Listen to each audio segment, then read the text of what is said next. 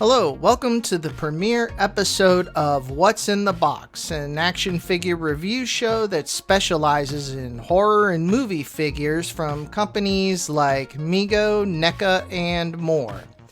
On this first episode, we are going to be opening the one of the Walmart exclusive Mego 2-packs, part of their Happy New Fear line.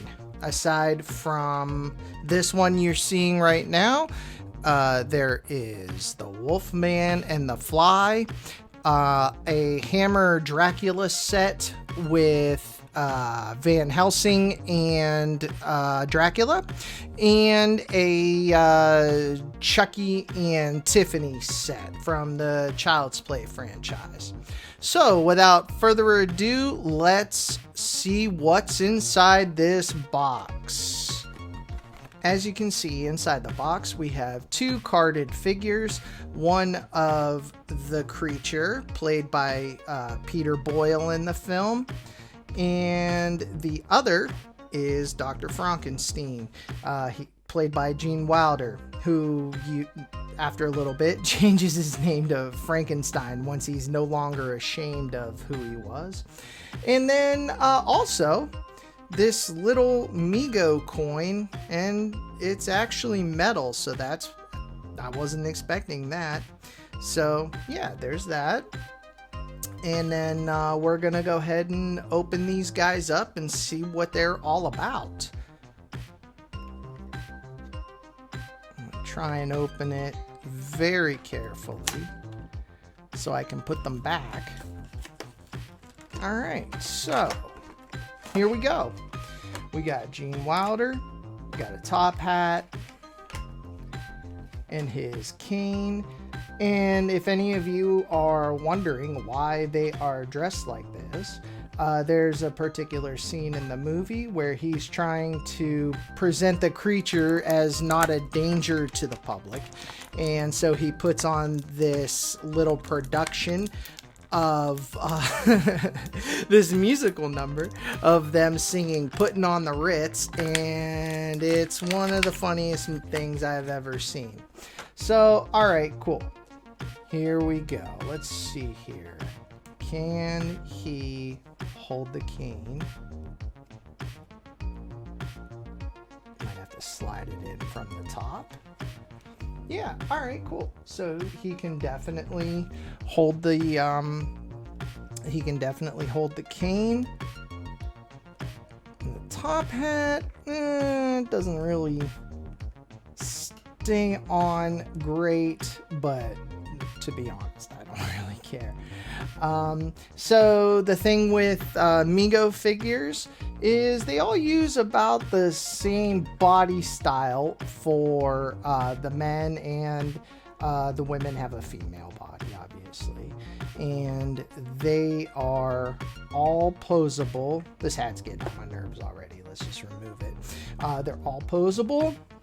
They boast 14 points of articulation. So 1, 2 at the shoulder, and this one, I believe, yep, they are hooks and rubber bands, so be careful. And let's see, got a single elbow bend there, got a wrist bend, you can twist. Same thing on the other side.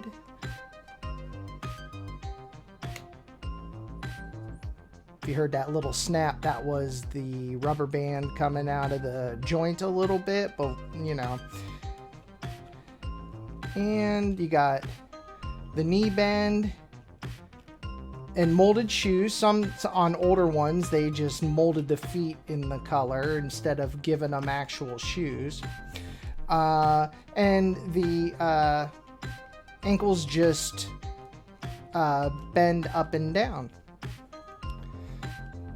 So yeah, there's Gene Wilder. I think he looks awesome.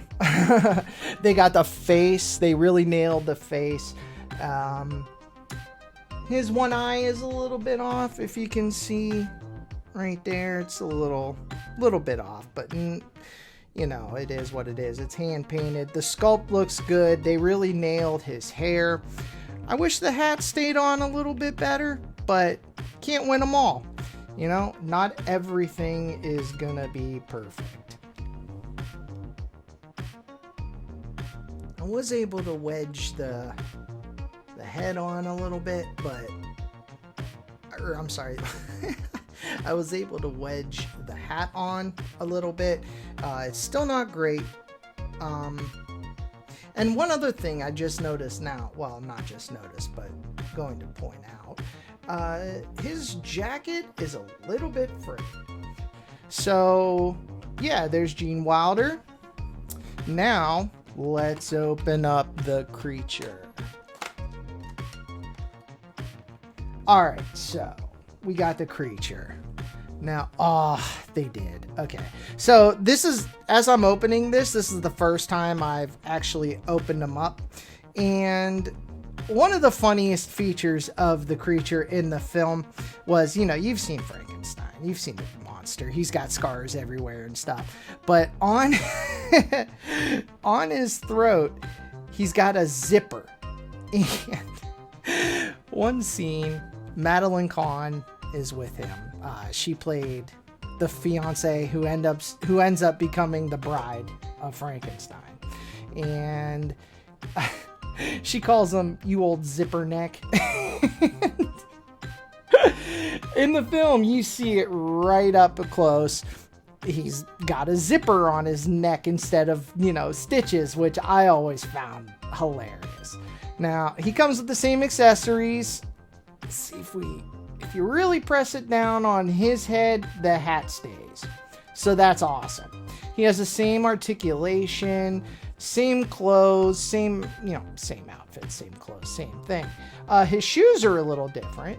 His are pointed, whereas Gene Wilder's are rounded. It almost seems like they switched the shoes around, because these are definitely more bootish and closer to what the creature would have worn. And, you know, the cool thing about Mego is you can switch the shoes if you want to. You can switch almost anything. And so,